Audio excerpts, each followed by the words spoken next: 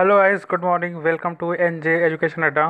So guys, आज 14 मई है और आज के अपनी इस वीडियो में आज की हमारे जितनी भी इंपॉर्टेंट करंट अफेयर्स हैं उनको कवर करेंगे। साथ ही साथ उनसे जुड़े जितने भी इंपॉर्टेंट फैक्ट हैं उनके बारे में भी जानेंगे। तो चलिए फ्रेंड्स, हम अपना आज का सेशन स्टार्ट करते हैं। तो पहली हमारी करंट अफेयर्स आती है रे स्टार्ट। अब रे स्टार्ट क्या है? ये एक विज्ञान एवं प्रौद्योगिकी विभाग के द्वारा जो है संवैधानिक निकाय यानी प्रौद्योगिकी विकास बोर्ड तथा भारतीय औद्योगिक परिसंघ के द्वारा राष्ट्रीय प्रौद्योगिकी दिवस के अवसर पर एक सम्मेलन का आयोजन किया गया। तो पर्टिकुलर ये क्या है? यह एक प्रकार का सम्मेलन है जो किसके किसके द्वारा आयोजित किया गया? तो वो आयोजित किया गया है प्रौद्योगिकी विकास बोर्ड और भारतीय उद्योग परिसंघ के द्वारा आयोजित किया गया। इसका फुल फॉर्म क्या है? इसका फुल फॉर्म है reboot the economy through science technology and research translation. इसका फुल फॉर्म हमें एक बार फिर से याद रखना है। रीस्टार्ट का जो फुल फॉर्म है वो क्या है? Reboot the economy through science technology and research translation. So इसका जो कह सकते हैं कि जो फुल फॉर्म है ये बहुत ही इंपॉर्टेंट है। ये जो है पूछा ही जा सकता है क्योंकि अभी जो है ये जो हमारी जो इकोनॉमी है वो बिल्कुल से कह सकते हैं कि बिल्कुल लो प्लेटफॉर्म पे चली गई है। तो इसलिए वहाँ से जो लोग जितने भी क्वेश्चंस बनते हैं वो हमारे लिए यूपीएससी यूपीपीएससी या फिर अदर स्टेट एग्ज़ाम के लिए जो है वो इम्पॉर्टेंट है। चाहिए। अब इस सम्मेलन का को जो है आयोजित करने का मुख्य लक्ष्य क्या था? तो इस सम्मेलन का आयोजित करने के लिए जो इसका मुख्य कारण था वो था कि इस विषय पर चर्चा करना कि प्रौद्योगिकी के माध्यम से कैसे हम अपने इकोनॉमी को जो है फिर से डेवलप करें। ये तो ये इसका जो है पूरा जो है इसका करने का जो है प्रयोजन करने का इसका जो है महत्व था। चलिए नेक्स्ट हमारा आता है। नेक्स्ट हमारा है कृषि कल्याण शुल्क। अभी हाल ही में जो है राजस्थान सरकार ने जो है इस शुल्क को जो है बढ़ाया है और 2% कर दिया है। तो इस कारण ये शुल्क चर्चा में है क्योंकि लोग वहाँ के किसान लोग जो है इसका जो है पूर्णतः विरोध कर रहे हैं। तो चलिए इसके बारे में अच्छे से जानते हैं। राज्य सरकार ने किसानों और मंडी अधिकारी मंडियों से जुड़े हुए लोगों ने कृषि उत्पादकों पर राज्य सरकार के द्वारा 2% कृषि कल्याण शुल्क लगाया है। राजस्थान सरकार के अनुसार कृषि कल्याण कोष की स्थापना के बाद इस कोष के लिए किसी स्थायी आर्थिक स्रोतों की व्यवस्था नहीं है, अतः कृषि उपज पर लगाया गया 2% शुल्क इस कोष के लिए जो है स्थायी राजस्व स्रोत के रूप में कार्य करेगा। अर्थात ये जो इन्होंने 2% कृषि शुल्क लगाया ये किस रूप में काम करेगा? तो ये जो है राज्य सरकार के स्थायी राजस्व के स्रोत में काम करेगा। लेकिन वहाँ के लोग इसका विरोध कर रहे हैं तो इसलिए जो है चर्चा में आई है। अब बात करते हैं नेक्स्ट करंट अफेयर्स की। वो हमारी वैश्विक पोषण रिपोर्ट 2020। अब इसमें क्या कहा गया है? तो ग्लोबल न्यूट्रिशन रिपोर्ट 2020 में कहा गया है कि भारत विश्व के उन 88 देशों में सम्मिलित है जहां संभवतः जो है 2025 तक वैश्विक पोषण लक्ष्य को जो है प्राप्त करने में सफल नहीं हो सकता। ये उसने जो है बहुत ही मतलब भारत की जो इस रिपोर्ट आई है वो नाइजीरिया और इन सब के पर्टिकुलर बेस पे आई है। अर्थात जो देश बाकी बहुत ज़्यादा पिछड़े हैं उनमें भारत की जो है तुलना की गई है। आइए इस रिपोर्ट के बारे में अच्छे से जानते हैं।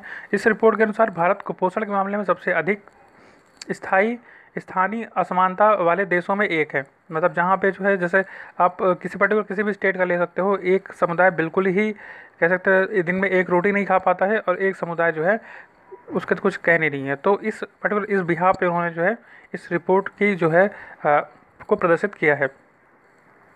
इस रिपोर्ट में भारत की पहचान नाइजीरिया और इंडोनेशिया के साथ उन 3 सबसे खराब देशों में की गई है जहां वृद्धिरोध के मामले सबसे अधिक असमानता देखी गई है। इनमें विभिन्न समुदायों के बीच वृद्धिरोध के स्तर पर अंतर लगभग 4 गुना है।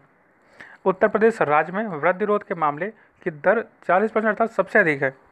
साथ ही उच्च आय वर्ग की तुलना में निम्न आय वर्ग वालों के लोगों में ऐसे मामलों की जो है कह सकते हैं दर जो है वो दुगनी से भी अधिक है। कुल मिला के इनका ये कहना है कि इस रिपोर्ट ने कि जो भारत की जो कह सकते हैं कुपोषण में के मामले में जो है यानी वो सर्वोपरि है और भारत की जो कह सकते हैं कि पोषक लक्ष्यों को पूरा करने में अभी पूर्णतः जो है वो असफल है। क्योंकि 2025 तक भी भारत अगर इसको पूरा नहीं कर पाएगा तो भारत कह सकते हैं कि जो है ये पूर्ण रूप से जो है वैश्विक पोषण लक्ष्यों को जो है प्राप्त करने में पूर्णतः जो है वो असफल है। चलिए नेक्स्ट हमारा आता है FIR आपके द्वार। तो ये पहल किस राज्य सरकार ने प्रारंभ किया? तो ये जो है मध्य प्रदेश राज्य सरकार के द्वारा इसको जो है प्रारंभ किया गया है। आप ये देख सकते हैं मैप में, ये हमारा मध्य प्रदेश, ये मध्य प्रदेश है बीच में और ये मध्य प्रदेश की राजधानी जो है भोपाल। चलिए नेक्स्ट आते हैं। इसमें इस पहल के तहत जो है पीड़ित जो भी पीड़ित पर होगा, यानी उसको प्राथमिकी अथवा प्रथम सूचना रिपोर्ट दर्ज कराने के लिए जो है पुलिस स्टेशन नहीं जाना होगा, बल्कि पुलिस अधिकारी स्वयं पीड़ित के घर आकर एफआईआर को दर्ज करेंगे। इसे जो है एक पायलट प्रोजेक्ट के रूप में तैयार किया गया है और इसे जो है टोटल 33 मध्य प्रदेश के पूरे टोटल कुल जो है 33 पुलिस स्टेशनों में इसको जो है शुरू किया गया। तो ये जो एमपीपीएससी के एग्जाम पॉइंट ऑफ व्यू से इंपॉर्टेंट है। एमपीपीएससी में ये तो सबको पता रहेगा कि ये जो है किसके राज्य सरकार ने स्टार्ट किया, लेकिन एमपीपीएससी की दृष्टि से ये इंपॉर्टेंट है कि ये से जो है कुल कितने रेलवे स्टेशन में जो है पुलिस स्टेशन में जो है इसको कार्यान्वित किया गया है। तो 23 जो है वो पुलिस स्टेशनों में इसको जो है कार्यान्वित किया गया। अब बात आई है मध्य प्रदेश के, तो मध्य प्रदेश के बारे में और जानते हैं कि मध्य प्रदेश अभी हाल ही में किन नवीनतम करंट अफेयर्स में ये जो चर्चा में आया था। तो मध्य प्रदेश में जो है अभी जो है एक तो यहाँ पे रेडियो स्कूल का प्रारंभ किया गया था, जिसमें जो है मुख्यमंत्री हमारे जो है शिवराज सिंह चौहान जी जो है इसमें अपनी वो इस पढ़ाते, इसमें आके कहानियाँ सुनाते थे बच्चों को। तो वो मध्य प्रदेश राज्य सरकार ने स्टार्ट किया था। फिर दूसरा जो था मध्य प्रदेश ने जो है योद्धा कल्याण योजना का प्रारंभ किया था, जिसमें जो है पर्टिकुलर शायद जो भी जितने भी लोग कोविड-19 महामारी में योद्धा के रूप में काम कर रहे हैं, अर्थात एक वर्कर यानी एक तो 4th क्लास वर्कर से लेकर 1st क्लास वर्कर तक सबको जो है इसमें जो है अनुदान प्रोवाइड कराया जा रहा था। इस सब के लिए बीमा वगैरह कराई जा रही थी। इस कारण मध्य प्रदेश चर्चा में आया था। अब मध्य प्रदेश के बारे में और विभिन्न फैक्ट जानते हैं। तो मध्य प्रदेश का जो है इस टाइम वर्तमान में सीएम कौन है, यानी तो वो हमारे हैं शिवराज सिंह चौहान जी, जिनका उपनाम है मामा। ये कई एग्जाम में पूछा गया है। मध्य प्रदेश में अगर लोकसभा सीटों की बात करें तो मध्य प्रदेश में लोकसभा सीटें जो हैं वो 29 हैं। यहाँ पे राज्यसभा सीटें कितनी हैं, तो मध्य प्रदेश में राज्यसभा सीटों की संख्या 11 है। यहाँ की जो गवर्नर है वो कौन है, तो यहाँ पे लालजी टंडन जो है गवर्नर थे। इसके पहले जो है यहाँ पे आनंदीबेन पटेल जी यहाँ की गवर्नर थी। यहाँ पे ज़्यादातर हिंदी बोली जाती है और यहाँ पे जो टोटल विधानसभा सीटें हैं वो 230 हैं। तो मध्य प्रदेश विधानसभा सीटें 230 हैं। तो ये हमारा रहा ये मध्य प्रदेश के बारे में। चलिए नेक्स्ट आते हैं।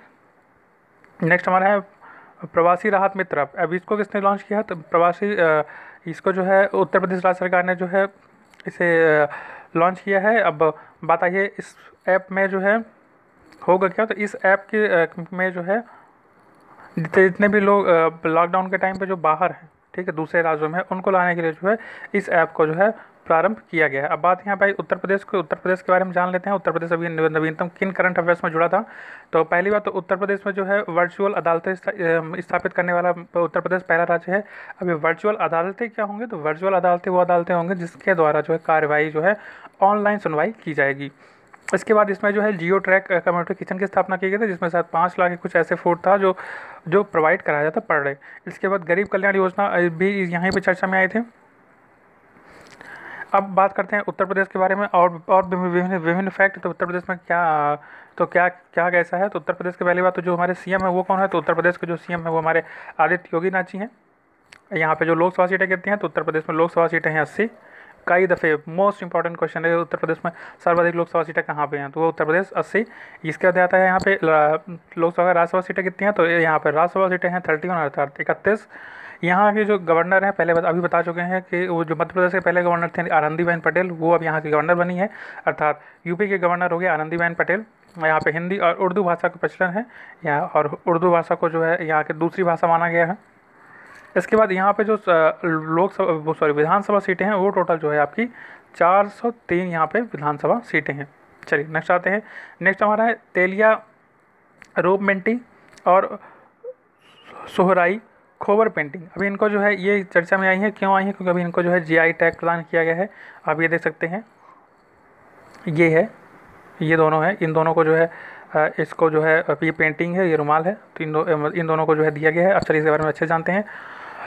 सोहराई खोबर पेंटिंग क्या है, तो ये झारखंड के हजारीबाग में के ज़िले में स्थानीय प्राकृतिक रूप से विभिन्न रंगों की मिट्टियों का उपयोग करते हुए इसको जो है फसल के मौसम एवं शादी समारोह में के दौरान जो स्थानीय आदिवासी महिलाओं द्वारा इसे प्रचलित परंपराओं में अनुष्ठान में कला का एक नमूना है। ठीक है, इस पेंटिंग का मुख्य रूप जो है हजारीबाग जिले में प्रचलित है। हालांकि हाल के वर्षों में इसे जो है प्रचार प्रसार के कारण इसे झारखंड के अन्य हिस्सों में भी इसका निर्माण जो है किया जाने लगा है। इसके परंपरागत रूप से मिट्टी के घरों में की दीवारों पर इसको चित्र अंकित किया जाता है, किंतु अब इसे अन्य सतहों पर भी इसको जो है अब अंकित किया जाता है। इस कारण जो है इसको, इसके बाद दूसरा आता है तेलिया रुमाल को सूती कपड़ों में जटिल हस्तनादे प्रक्रिया द्वारा बनाया जाता है, जिसे 3 विशेष रंगों में विभिन्न प्रकार के डिज़ाइन एवं रूपांकनों में प्रदर्शित किया जाता है। आज़ादी मिलने के पहले जो है हैदराबाद के जो निज़ाम थे, ठीक है, उनको वो जो है इसको अपने गले में डालकर जो जो चितकुई जो तेलिया रुमाल था उसका जो है वो उनका एक प्रतीकात्मक स्वरूप बन गया था, यानी रूप बन गया था। अब बात करती है आखिर चर्चा में क्यों, तो क्योंकि इन दोनों को जो है जीआई टैग प्रदान किया गया, इसलिए जो है चर्चा में है।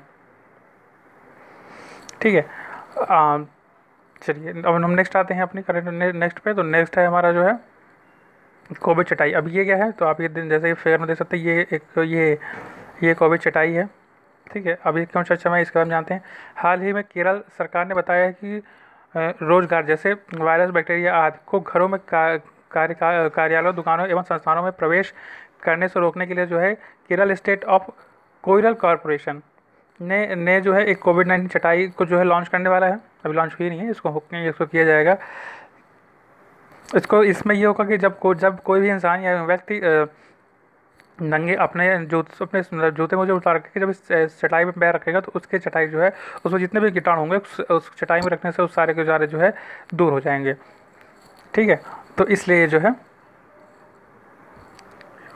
जो है चर्चा में आई है। अब हम बात करते हैं इसको बनाया किसने है, तो इसको बनाया है राष्ट्रीय कोयला अनुसंधान एवं प्रबंधन संस्थान। तो इसके बारे में जानते हैं। इसको NCRMI एक ऐसा संगठन है जो कोयला यानी नारियल रेशे के पारंपरिक क्षेत्रों में विभिन्न अनुसंधान एवं विकास परियोजनाओं को खोज कर रहा है। इसे वर्ष 1994 में केरल के कोयरा क्षेत्र में विभिन्न आवश्यकताओं को पूरा करने के लिए C. नाम से स्थापित किया गया था। तो अर्थात राष्ट्रीय कोयला अनुसंधान एवं प्रबंधन संस्थान कहाँ पे है, तो पहली बात है ये कहाँ पे है, तो ये आपका जो है केरल में है। इसकी स्थापना कब हुई, तो इसकी स्थापना जो है 1994 में की गई थी। चलिए नेक्स्ट आते हैं हम। नेक्स्ट हमारा है टोडा जनजाति। अभी हाल ही में ये प्रश्न लेते हैं, इसमें इन्होंने क्यों, तो इन्होंने जो अपने जो एक मास्क बनाया था उस बारे में ये लोग चर्चा में आए हैं। चलिए इनके बारे में जानते हैं। कोविड-19 के मद्देनजर नीलगिरी क्षेत्र में टोडा कारीगर लोग जो है संक्रमण से बचने के लिए मास्क बनाने में अपने पारंपरिक कौशल का उपयोग कर रहे हैं। अर्थात आप ये देख सकते हैं, ये पर्टिकुलर फिगर है, ये इन लोगों ने है इसके जो है मास्क इन्होंने स्थापित किए हैं। अब इनके जो है टोडा जनजाति जो है दक्षिण भारत के एक नीलगिरी पहाड़ी की एक चरवाहा जाति है। टोडा भाषा संबंधित द्रविड़ियन भाषा है परिवार है, किंतु यह द्रविड़ भाषा परिवार के सबसे असामान्य एवं अलग लोग हैं। टोडा भारत में इस कढ़ाई को जो है क्या कहा जाता है, तो इस कढ़ाई को जो है कढ़ाई को जो है पोहर कहा जाता है। जबकि पारंपरिक टोडा पोशाक एक विशिष्ट शाल है जो पटकुली कहा जाता है। तो जो ये कढ़ाई है आप ये देख सकते हैं, इसमें जो कढ़ाई की गई इसको ये देख सकते हैं, इसको क्या कहा जाता है, तो इसको जो है पोहर कहा जाता है। और जो ये जो शाल है देखिए यहाँ पे ये जो लेडीज़ हैं जिन्होंने शाल को पहन रखा है, ये देख सकते हैं आप। ठीक है, तो इसको जो है ये जो इन्होंने शाल को जो पहन रखा है इसको क्या कहा जाता है, तो इसको जो है वो पुटकुली कहा जा सकता। तो यहाँ से जो यूपीएससी पूछेगा, यूपीएससी पहली बात तो यही पूछेगा पोहर निम्नलिखित शब्द जो प्रचलित है वो उसका अर्थ उसका मतलब क्या है। ठीक है, तो वो एक प्रकार की कढ़ाई है जो टोडा जनजाति के द्वारा की जाती है। फिर दूसरा पूछता है पुटकुली, हाल ही में चर्चित शब्द जो है इसका अर्थ या इसका शाब्दिक अर्थ क्या है, क्यों प्रचलित में थी, तो ये भी पूछ सकता है। तो फ्रेंड ये रही हमारी आज की करंट अफेयर्स। आशा करता हूँ आपको वीडियो पसंद आई होगी। अगर आपको वीडियो पसंद आई है तो प्लीज़ हमारे चैनल सब्सक्राइब करें, बेल नोटिफिकेशन को ऑन कर दें, हमारी जो डेली की वीडियो है करंट अफेयर्स वो आपको डेली इसी टाइम पे मिलती रहे। धन्यवाद, जय हिंद।